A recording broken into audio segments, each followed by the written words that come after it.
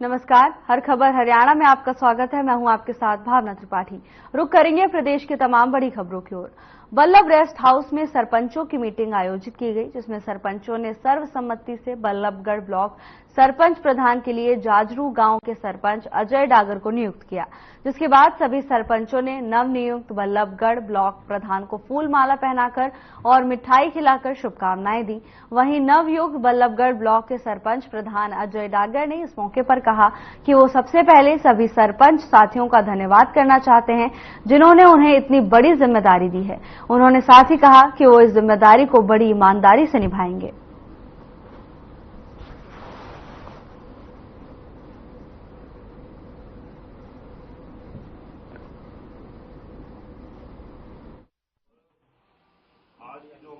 सरपंचों ने मिलकर मैं उनका बहुत बहुत हार्दिक अभिनंदन और स्वागत करता हूं। साथ में स्वागत करता हूं अपने सभी सरपंच साथियों का और हमारे जिले के प्रधान आए श्री सूरजपाल भूरा जी का। जैसे उन्होंने अभी आपसे कहा है कि भाई अभी हम अपने जो ना ब्लॉक वाइज अपनी जो है ना ये बना रहे हैं, कमेटी अपनी बना रहे हैं, जिससे कि कोई भी समस्या परेशानी हो उसे पुरजोर तरीके से शासन प्रशासन के सामने रखा जा सके, जो भी समस्या उसे रखा जा सके। और जैसा इन्होंने कहा है कि भाई हम इसके बाद अपने गांव, क्योंकि हमारे जो फरीदाबाद डिस्ट्रिक्ट है उसमें 3 जो ना ब्लॉक आते हैं, ये फरीदाबाद, तिगांव, बल्लभगढ़।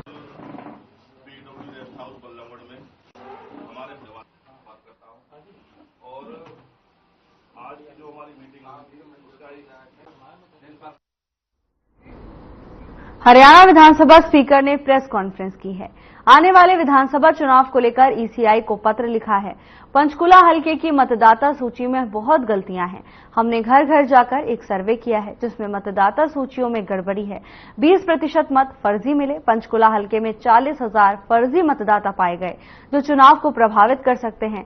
3,517 मतदाता शिफ्ट हो गए हैं। ऐसे में वोटर लिस्ट में बदलाव के लिए विशेष अभियान चलाने की जरूरत है। ये वोट पंचकुला से लगते जीरकपुर, परमाणु, बद्दी आदि के हो सकते हैं। ये वोटर चुनाव प्रभावित कर सकते हैं, इनको हटाना जरूरी है। 20% वोट जो है वो जाली है। डोर टू डोर सर्वे में ये सामने आया कि जिन लोगों की डेथ 8 साल 9 साल पहले भी हो चुकी है, वो भी अभी मतदाता सूची के अंदर है। हमारी ये अप्रीहेंशन है कि ये जो लगभग 4,000 वोट केवल 23 बूथों के अंदर और लगभग 230 बूथ हैं, तो एक विधानसभा के अंदर 40,000 वोट। खबर हरियाणा से है, जहां प्रदेश की शिक्षा मंत्री सीमा त्रिखा सोनीपत पहुंची और शिक्षा विभाग द्वारा स्कूल प्रबंधन कमेटी प्रशिक्षण सह सम्मेलन में हिस्सा लिया और कई स्कूलों द्वारा लगाई गई प्रदर्शनी का भी शुभारंभ किया। इस दौरान उन्होंने प्रेस कॉन्फ्रेंस में पूर्व सीएम भूपेंद्र सिंह हुड्डा को निशाने पर लेते हुए कहा कि कांग्रेस के शासनकाल में हरियाणा में शिक्षकों के गलत तरीके से भर्ती की गई थी। साथ ही उन्होंने कहा कि नकली टीचरों की जो भर्ती हुई थी, ये मामला आज भी कोर्ट में लंबित पड़ा हुआ है। साथ ही बहुत जल्द हरियाणा के मुख्यमंत्री नायब सिंह सैनी के नेतृत्व में हरियाणा में 130 स्कूलों की बिल्डिंग समर्पित की जाएगी।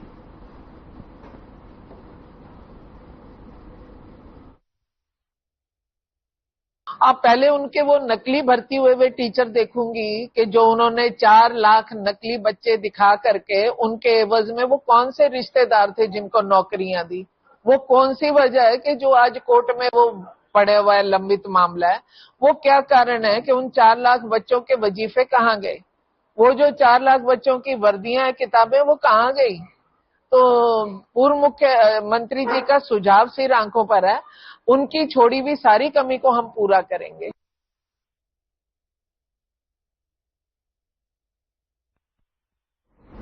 हरियाणा के यमुनानगर पहुंची आम आदमी पार्टी के संयोजक और दिल्ली के मुख्यमंत्री केजरीवाल की पत्नी सुनीता केजरीवाल ने साडौरा में जनसभा को संबोधित किया। उन्होंने इस अवसर पर अपने संबोधन में कहा कि अरविंद केजरीवाल को जेल नहीं भेजा, बल्कि हरियाणा के बेटे को जेल भेजा है। मैं हरियाणा की बहू हूं, क्या आप ये बर्दाश्त करेंगे। इसके साथ ही उन्होंने कहा कि केजरीवाल शेर है, वो मोदी के आगे नहीं झुकेंगे।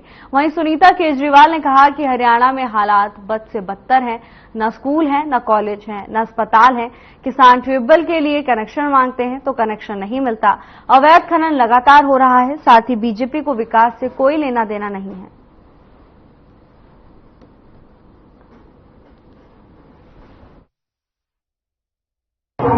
आम आदमी पार्टी का जो आज ये कार्यक्रम है, इसकी जो है केजरीवाल जी की जो यहाँ ये गारंटी दे रही है, जो गारंटी है वो शिक्षा है, स्वास्थ्य है, रोजगार है, और कई है जो कि महिलाओं के लिए जो 1000 है, तो जो केजरीवाल जी कहते हैं वो करते भी है।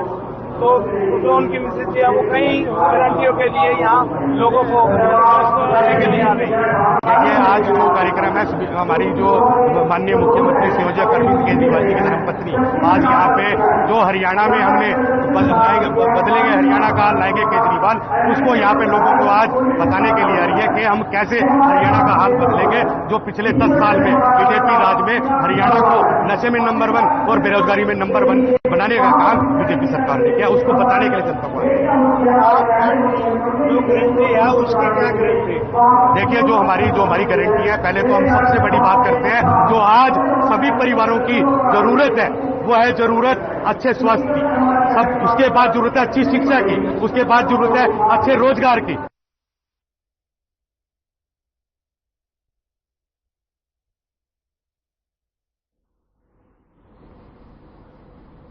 हरियाणा स्टाफ सिलेक्शन ने टीजीटी के 7,471 पदों का परिणाम घोषित किया।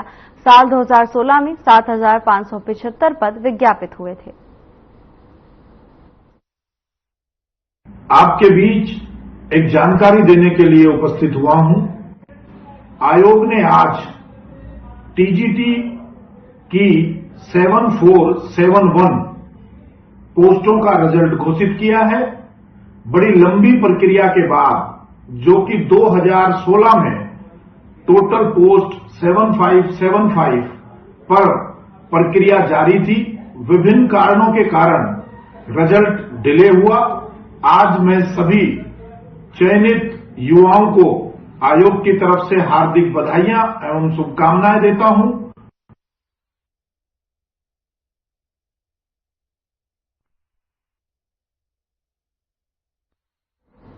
हरियाणा कांग्रेस नेता बीरेंद्र सिंह का बयान सामने आया है, जिसमें उन्होंने कहा कि मेरा बेटा बृजेंद्र सिंह उचाना से विधानसभा चुनाव लड़ेगा, जिसके लिए बृजेंद्र ने टिकट के लिए आवेदन किया है। इसके साथ ही उन्होंने कहा कि बृजेंद्र सिंह उचाना सीट के लिए सबसे उपयुक्त प्रत्याशी हैं।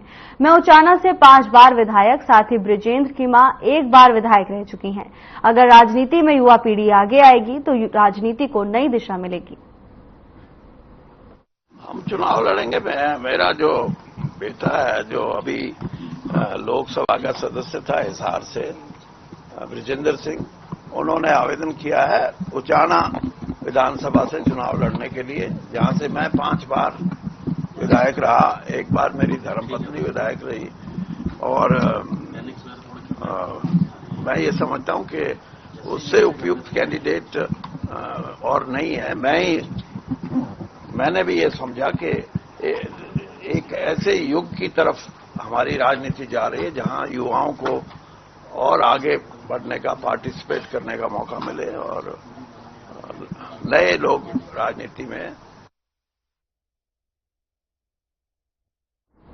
फतेहाबाद में एनएचएम कर्मचारियों के बीच पूर्व विधायक बलवान सिंह दौलतपुरिया पहुंचे और कांग्रेस पार्टी की ओर से उन्हें समर्थन दिया।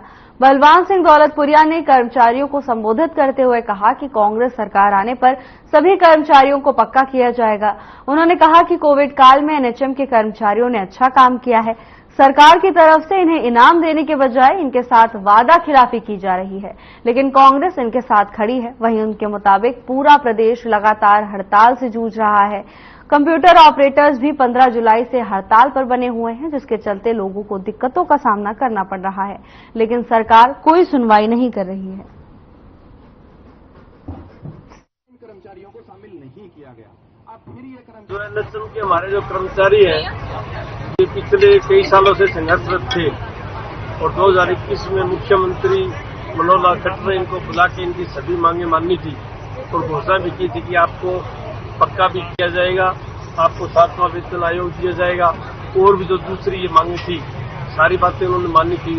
लेकिन एक साल में बात जो कि क्यों है, कहीं भी कोई प्रोग्रेस नहीं हुई, तो इनको मजबूरी में आज इस तपती उमस के अंदर बैठना पड़ा अपनी मांगों के लिए। और हमें एनएचएम कर्मचारियों को ये भरोसा दिलाता हूँ कि ये परियोजना नहीं है जी, ये हरियाणा राज्य के कर्मचारी हैं, ये सोसाइटी के कर्मचारी हैं।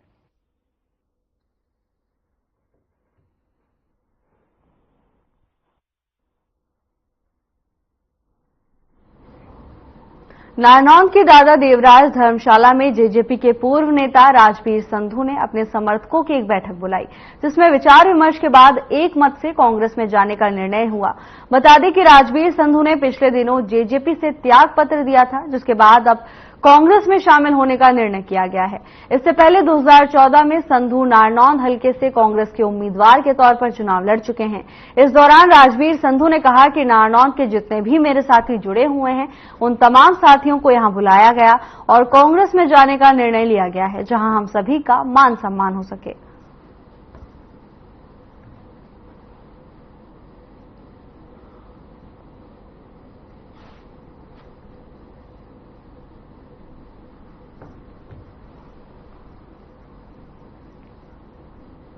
तो शाम हलके के विभिन्न गांवों में पेयजल की समस्या से जूझ रहे ग्रामीणों के समर्थन में कांग्रेस पार्टी के वरिष्ठ नेता और युवा कल्याण संगठन के संरक्षक कमल सिंह प्रधान ने पुरजोर आवाज उठाई है। कमल सिंह प्रधान ने बयान देते हुए कहा कि चौधरी बंसीलाल ने हर गांव और दहाड़ी में पेयजल आपूर्ति को बढ़ावा देकर हलके के लोगों का सम्मान रखा था, लेकिन आज तो शाम हलके के अधिकतर इलाकों में पेयजल का संकट बना हुआ है। इसके अलावा नहरी पानी की भी समुचित आपूर्ति नहीं हो रही है, जिसके कारण आम जन बेहद परेशान है। प्रशासन और सरकार को चेतावनी देते हुए कमल सिंह प्रधान ने कहा कि अगर जल्द से जल्द इस समस्या का निवारण नहीं किया गया तो शाम हलके के वासी विशाल स्तर पर सरकार के खिलाफ विरोध प्रदर्शन करेंगे।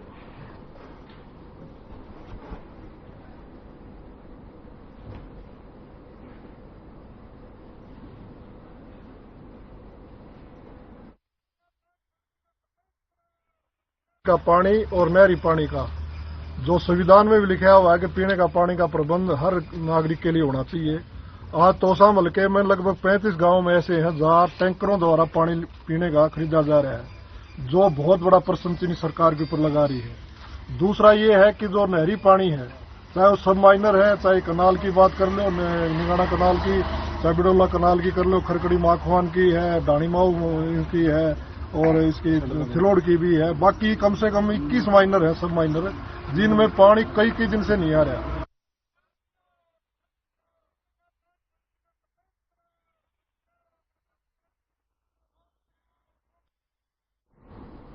महिला आयोग की हरियाणा द्वारा अनोखी पहल करते हुए फरीदाबाद के सूरजकुंड में ऊर्जा की उड़ान कार्यक्रम का आयोजन किया गया, जिसमें हरियाणा के महिला एवं बाल विकास मंत्री असीम गोयल ने विशिष्ट अतिथि के तौर पर शिरकत की और दीप जलाकर कार्यक्रम की शुरुआत की। इस कार्यक्रम में दिव्यांग महिलाओं और लड़कियों ने रैंप पर परफॉर्म किया, तो वहीं ट्रांसजेंडर ने भी रैंप पर अपनी ऊर्जा की उड़ान कार्यक्रम का मुख्य मकसद इन सभी का मनोबल बढ़ता था। उपस्थित लोगों ने भी तालियां बजाकर सभी का हौसला बढ़ाया। वहीं महिला एवं बाल विकास मंत्री असीम गोयल ने भी इस कार्यक्रम के आयोजन को लेकर महिला आयोग की पूरी प्रशंसा की और सभी प्रतिभागियों को सम्मानित भी किया।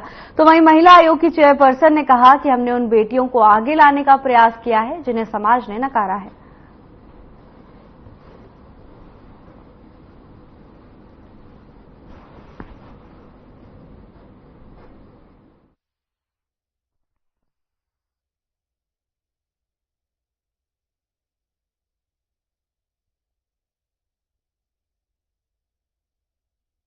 और मुझे ये प्रोग्राम बहुत अच्छा लगा। ये बहुत इंकरेजिंग है हमारे लिए और बहुत अच्छा लगता है जब कुछ लोग हमें सपोर्ट करते हैं, हमें आगे बढ़ना देखना चाहते हैं।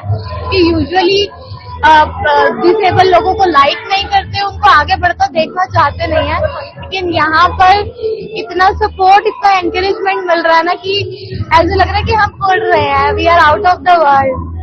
रैंप के ऊपर परफॉर्म किया है, कैसा लगा? मुझे बहुत अच्छा लगा। मैंने इससे पहले भी 3-4 शोज किए हैं और मैंने क्राउन भी विन किया है और मुझे बहुत अच्छा लगता है। महिला योग का कैसा रहा कार्यक्रम? महिला बहुत अच्छा, और मुझे लगा था कि मतलब वाव था एक्सपीरियंस मेरा ये। पहली बार हमने वॉक किया यहाँ पर, हम मतलब कि दूसरी बार किया है हमने यहाँ पे साथ में, हमें बहुत अच्छा लगा यहाँ पर आकर। और जल्दी हम जो मतलब कि हमारी ये भी सारी एंगेजमेंट हुई है, शादी होने वाली है हमारी जल्दी ही। हम चाहते हैं कि आपका आशीर्वाद बने, हमारी शादी हो। एक्चुअली हमारा पूरा ग्रुप है जो जिसने भी हम इसे ऑर्गेनाइज करते हैं हमारा।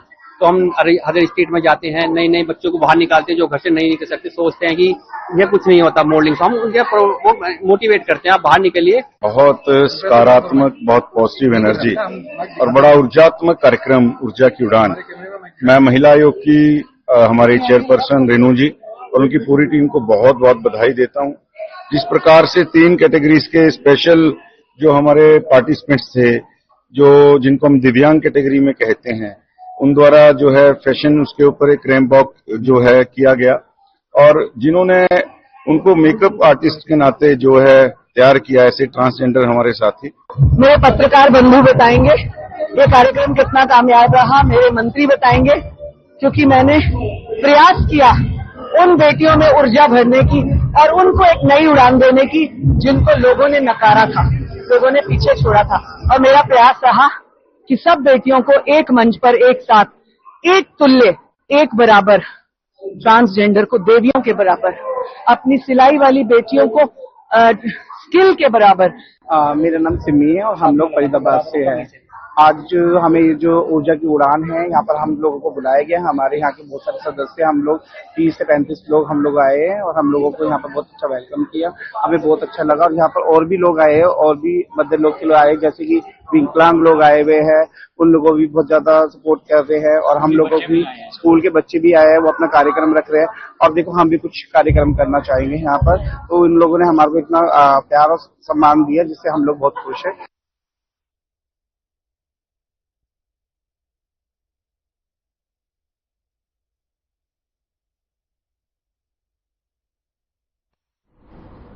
इंद्री में आवारा पशुओं की भरमार हो गई है, जिसकी वजह से आम नागरिक परेशान हो रहे हैं। इंद्री प्रशासन के द्वारा इन पशुओं के लिए कोई भी इंतजाम नहीं है। पशु हाईवे पर भी चले जाते हैं, जिसकी वजह से कई बार दुर्घटनाएं भी हो चुकी हैं।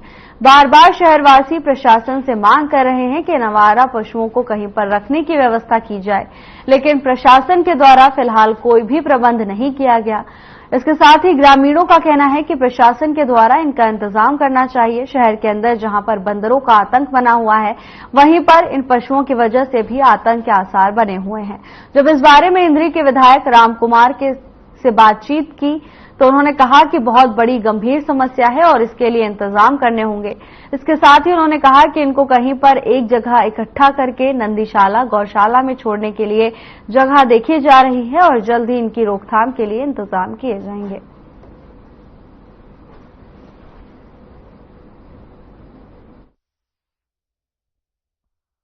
आवारा पशु जो आपने बात की, ये बड़ा दुर्भाग्य है।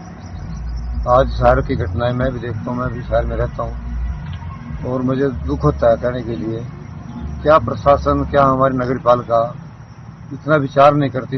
इनके पास पैसा है, इतनी घटनाएं होती हैं। कई मेरे को मिलते हैं बुजुर्ग लोग, किसी की हड्डी टूट गई, किसी की कमर की डिस्क डिग गई, कोई घर में पड़ा है, बच्चों को मारते हैं। हमारे बच्चे भाई बहन स्कूलों में जाते हैं। हर गली में इतने आवारा पशु हैं, पता नहीं कहां से कैसे क्या व्यवस्था बिगड़ी है।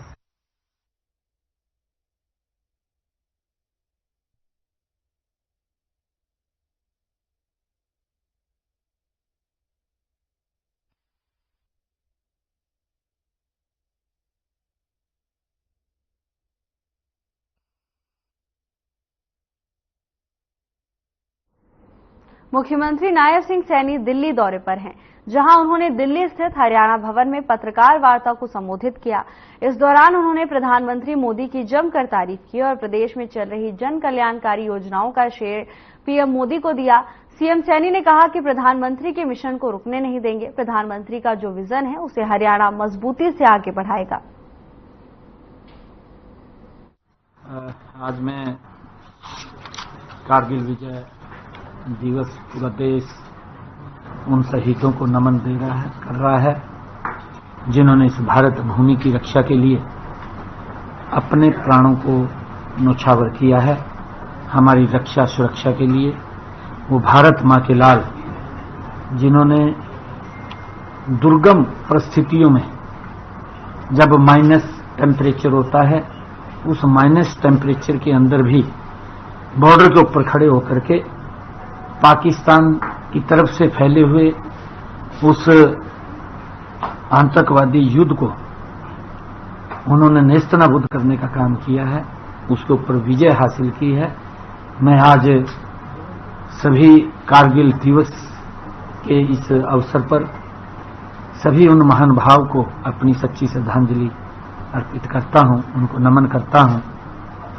आज आदरणीय प्रधानमंत्री जी ने द्रास में उन शहीदों को नमन करने के लिए वहां पर गए थे और आदरणीय प्रधानमंत्री जी ने जो अग्निवीर को लेकर के पिछले दिनों हमारी सरकार ने उनको योजनाबद्ध तरीके से आगे बढ़ाने का निर्णय लिया है, उसकी प्रशंसा आदरणीय प्रधानमंत्री जी ने की है। मैं दिल से आदरणीय प्रधानमंत्री जी का जो उनका एक विजन है, जो उनकी परिकल्पना है, आदरणीय प्रधानमंत्री जी की जो परिकल्पना है, उस परिकल्पना को हम मजबूती से आगे बढ़ाने का काम कर रहे हैं। आज आदरणीय प्रधानमंत्री जी ने उसकी बुरी बुरी प्रशंसा वो की है कि हरियाणा ने जो हमारे अग्निवीर हैं उनको किस तरीके से रजिस्ट किया जाए, किस तरीके से उनको आगे बढ़ाया जाए, उसके लिए आज आदरणीय प्रधानमंत्री जी ने हरियाणा को एप्रिशिएट किया है। और जब एप्रिशिएट अगर एक बड़े मिशन के लिए वो करते हैं तो मैं दिल से आदरणीय प्रधानमंत्री जी का धन्यवाद करता हूं और उनके मिशन को हम कभी पीछे नहीं रुकने देंगे, उसको आगे बढ़ाने का काम करेंगे। परंतु आज कारगिल दिवस है, आज पूरा देश उन शहीदों को नमन कर रहा है, परंतु दुर्भाग्यपूर्ण है कांग्रेस आज भी उसके अंदर राजनीति में लगी हुई है। कांग्रेस कहीं पर भी उन शहीदों को याद नहीं कर रही। कहीं कोई फेसबुक, सोशल मीडिया या किसी स्थान के ऊपर कांग्रेस जाकर के उन रणबांकुरों को जिन्होंने इस भारत भूमि की रक्षा के लिए अपने प्राणों को न्यौछावर किया है, उनको याद नहीं किया, उसके ऊपर राजनीति में लगी हुई है। यह दुर्भाग्यपूर्ण है। और मैं आज आपको बताना चाहता हूं कि आज पूरा देश जिस प्रकार। फिलहाल के लिए बस इतना ही। जल्द हाजिर होंगे नई अपडेट्स के साथ। नमस्कार।